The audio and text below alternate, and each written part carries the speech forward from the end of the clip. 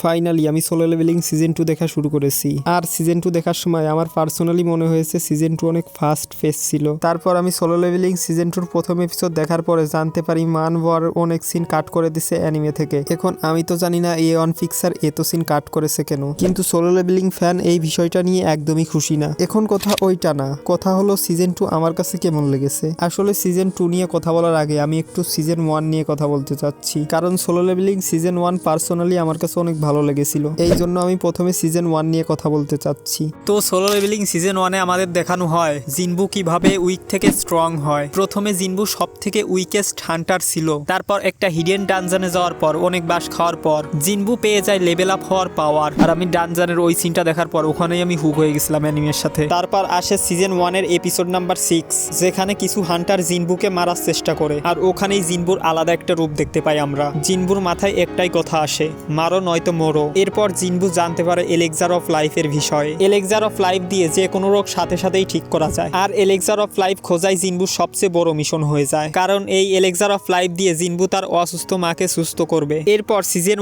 1-এর episode number 11-এ জিনবু versus এগ্রিসের ফাইটটা নেক্সট লেভেলের ছিল। এই ফাইটটার পরেই আমার মনে হয়েছিল সোলো লেভেলিং এ প্লট না থাকুক, ফাইটের জন্যই এই অ্যানিমেটা আমি দেখবো। এখন যদি সিজন 2 নিয়ে কথা বলি, সিজন 2 সেখান থেকে শুরু হয় যেখান থেকে সিজন 1 শেষ হয়েছিল। আর জিনবু এখন অফিসিয়ালি শ্যাডো মোনার্ক, যে পুরো শ্যাডো আর্মিকে কন্ট্রোল করে। কিন্তু সিজন 2-তে অনেক ফাস্ট পেসিং করেছে, যা তোমাদের শর্ট অ্যাটেনশন স্প্যানকে ধরে রাখে শেষ পর্যন্ত। সিজন 2 ফাস্ট পেসিং হলেও গুরুত্বপূর্ণ সিনগুলোতে তাড়াহুড়ো করে না। সবকিছু এত ভালোভাবেই দেখানো হয়েছে যে মনে হয় এপিসোড শুরু হওয়ার আগেই শেষ হয়ে গেছে। এখন যদি সিজন 2-র আর্ট অ্যান্ড অ্যানিমেশন নিয়ে কথা বলি, এক কথায় অনেক ভালো ছিল অ্যানিমেশন। ফাইট সিনস আর even more dynamic and detailed in season 2। Animation নিয়ে আমার কোনো কমপ্লেন নেই। আর সিজন 2-র ওপেনিং সং নিয়ে আমার কিছু বলা লাগবে না, সং আর অ্যানিমেশন আলাদাই লেভেলে। এরপর এপিসোড 1-এ জিনবুর আরাইস বলা সিনটা পুরাই গুজবাম্পস। আর এপিসোড 2-তে বারুকা ভার্সেস জিনবুর ফাইটটা সেই রকম ছিল। এবং এপিসোড 2-তে আমরা আরেকটা ফ্যাক্ট জানতে পারি, জিনবুকে যে মারার চেষ্টা করবে সেই মরবে। এটাকেই বলে Real badass character.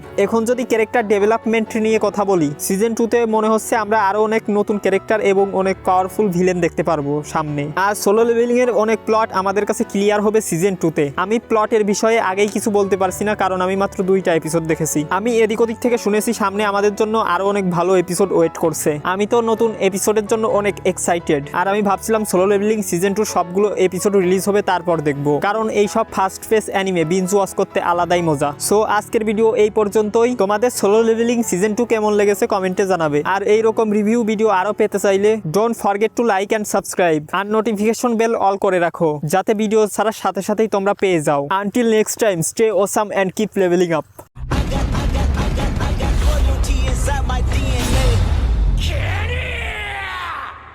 I got